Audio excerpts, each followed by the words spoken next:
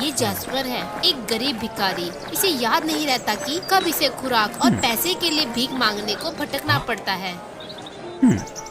क्या आपने इसकी तरफ से गैर मुंसिफाना महसूस किया?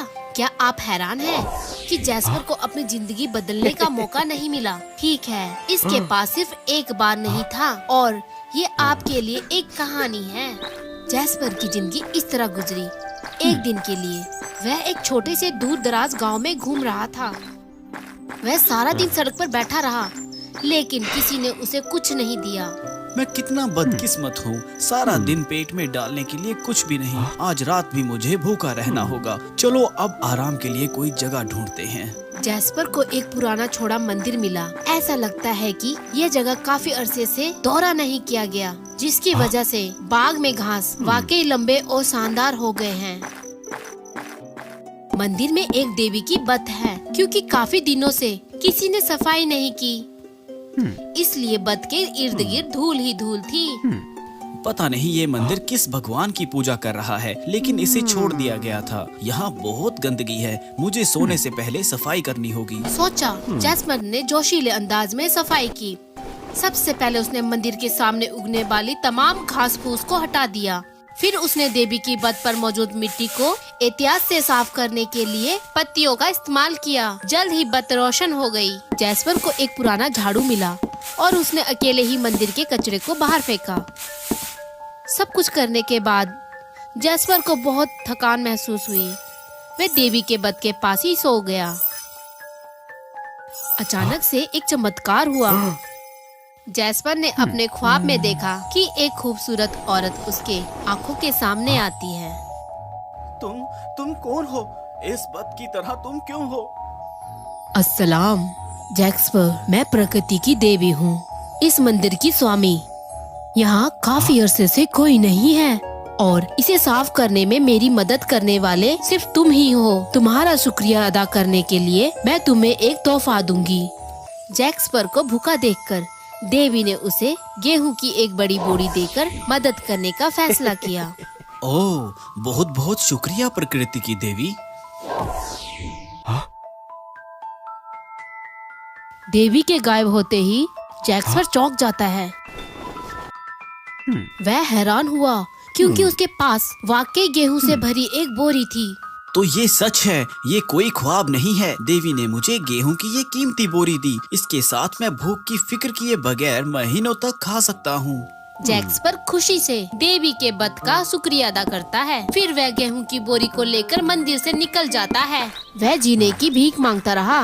हालांकि जब लोगों ने जैस्पर को खुराक से भरी बोरी को उठाते हुए देखा तो किसी ने उसे कुछ नहीं दिया। जब आराम का वक्त आया तो जैस्पर गेहूं पकाने के लिए बाहर ले आया। इसी वक्त एक गरीब फटे पुराने कपड़े वाला लड़का दिखाई दिया। ए भाई, मेरी मदद करो। क्या आप मेरे साथ कुछ खाना बांट सकते हो? मुझे बहुत भूख लगी है, काफी दिनों से मैंने कुछ नहीं खाया। अगर मैं उस लड़के को कुछ दे दूं तो वो हर रोज खाने की भीख मांगेगा और मेरे पीछे आएगा। फिर वो दूसरों को भी लाएगा। इस तरह मेरे पास कुछ भी नहीं बचेगा। नहीं, ये पूरे महीने का मेरा खाना है। मैं भी बहुत गरीब हूँ, मैं क्यों बांटूं? मैं सिर्फ अपनी भूख मिटाने के लिए गेहूँ चाहता हूँ। दोबारा नहीं मांगूंगा, वादा करता हूँ। मैंने कहा नहीं तो नहीं, एक दाना भी नहीं। गेहूं की ये बोरी मेरी है, किसी से नहीं बांटूंगा। हे गंदे लड़के, यहाँ से निकल जा, मेरा पीछा बंद कर। जैस्पर में लालच और खुदगर्जी पैदा हुई।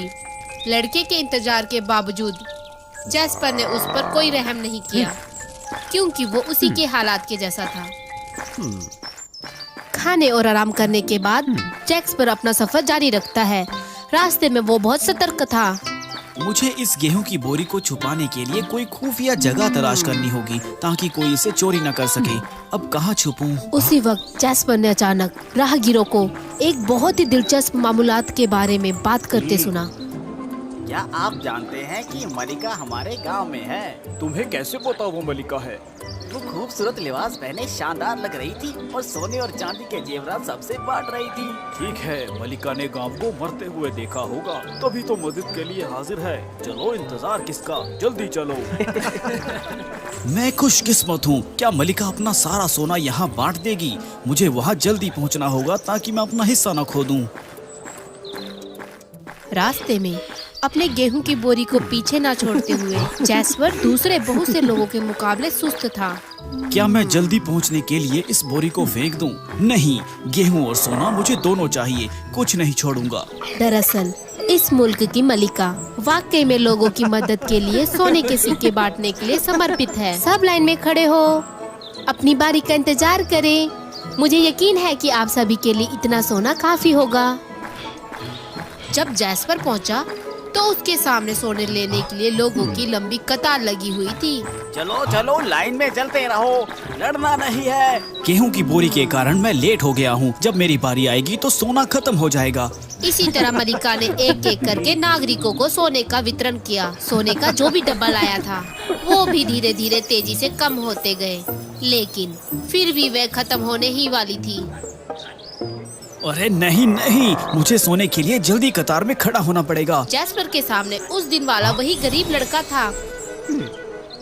जैस्पर ने अपनी ताकत दिखाते हुए लड़के को एक तरफ धकेल दिया और उसे जमीन पे पटक दिया। ये तुम हो, बहुत दर्द हो रहा है। तुमने मुझे इस तरह क्यों धकेल दिया? तुमने मेरा उस वक्त फायदा उठाया जब मेरा ध्यान कहीं और था। तुम इतनी तेजी से मेरी जगह आ गए सोने को हासिल करने के लिए। ये जगह मेरी है। नहीं, मैं तुम्हारे सामने खड़ा था। मैं यही था, ये लड़के को पहले आना चाहिए। सही कहा, यही लड़के को बदनाम कर रहा है। सुनो, अगर मैंने तुम्हें कोई गड़बड़ करते हुए देखा तो तुम्हें यहाँ से जाना होगा। हाँ हाँ, मेरी ही गलती है। जैस्पर गुस्से में था, लेकिन ये देखकर कि पहरेदार व्यवस्था बहाल करने के लिए पहुँचे हैं, उन्हें लड़के के पीछे खड़ा होना पड़ा। जैसे जैसे समय गुजरता गया सभी ने सोना पाया और खुशी खुशी रक्षित हुए। ये लड़के और जैस्पर की बारी थी कि वे आगे बढ़े और सोने का दावा करे। बहुत बुरा हुआ, आप दोनों के लिए सिर्फ एक ही सोने का सिक्का बचा है। लिहाजा कानून के मुताबिक आखिर सिक्के का वसूल करता सिर्फ एक ही लड़का होगा। जैस्पर ईर्ष्यालु था, लेकिन वह जानता था कि वो लड़के का सोना चुराने के लिए अपनी ताकत का इस्तेमाल नहीं कर सकता। ए लड़के, आओ एक मुआहदा करते हैं। ये सोने का सिक्का मेरे साथ बांटोगे क्या? क्या तुम्हारे पास तो पहले से गेहूं की बोरी है? उसके अलावा जब मैंने पहले भीख मांगी तो तुमने मना कर दिया, याद है? क्या ऐसा हुआ? ओ मेरी मलिका, हाँ हाँ, ये ठीक है। जैस्पर, है ना, अगर मैं आपसे खाने की भीख मांगती तो क्या आप मुझे कुछ बांटते? महारानी, क्या आप मजाक कर रही हैं? यकीनन आपको मुझसे वो खाना कभी नहीं मांगना पड़ेगा। मैं मजाक नहीं कर रही हूँ। क्या तुम मुझे कुछ गेहूँ दे सकते हो? जितना तुम चाहो, ये तुम पर निर्भर है। ये मलिका ने पूछा है, मैं कैसे इनकार करूं? मैं कितना बदकिस्मत हूं। उस पर ना सिर्फ सोने के सिक्के का दावा किया गया बल्कि मुझे गेहूं भी खोनी पड़ी। लेकिन अगर ये मुझ पर मुनसीहर है तो मैं इसे जितना कम कर सकता हूं कर दूंगा। इस बात को ध्यान में रखते हुए जैस्पर ने अपनी बोरी से गेहूं का एक दाना निकाला और मलिका को दिया। तुम्हें वही चीज मिलेगी जिसके लायक तुमने मुझे अभी दिया है। इसलिए मलिका ने जैस्पर को सोने का एक छोटा सा दाना दिया, जैसे उसने गेहूं का एक दाना दिया था। उसने वाकई जैस्पर को हैरान कर दिया। ये देखते हुए कि मलिका जाने वाली है, जैस्पर ने जल्दी से गेहूं की बोरी उठाई और उसके पास भागा और भीख मांगते हुए कहा, कृपया रुके मलिका, मेरे पास अभी भी बहुत सारी गेहूं बाकी है। कृपया रुके, मैं आपको सब दे दूंगा। जैस्पर अचानक गिर गया।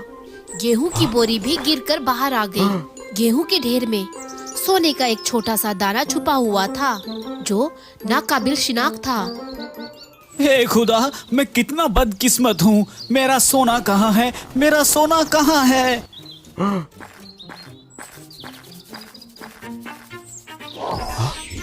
नामुमकिन, क्या तुम उस मंदिर की देवी हो? हाँ, मैंने तुम्हें आजमाने के लिए मलिका होने का नाटक किया। मौके आपके पास सिर्फ एक बार नहीं आते, लेकिन आप उन सभी को नाकाम कर देते हैं। अगर तुमने गेहूं लड़के के साथ बांट ली होती तो तुम पहले आकर सोना ले सकते थे। और अगर तुम मुझे ज्यादा गेहूं दोगे तो तुम्हें इतना ही सोना मिलेगा। ये सब इसलिए है क्योंकि तुम बहुत खुदगर्ज हो। अगर तुम नहीं दे सकते तो दूसरों से अच्छी चीज की इच्छा ना रखें। लिहाजा खुदगर्जी के वजह से जिंदगी को बदलने का मौका जैस्पर ने खुद खो दिया। उसके बाद उसने फिर कभी देवी को नहीं देखा। और पहले की तरह एक भिखारी की तरह अपनी दुखी जिंदगी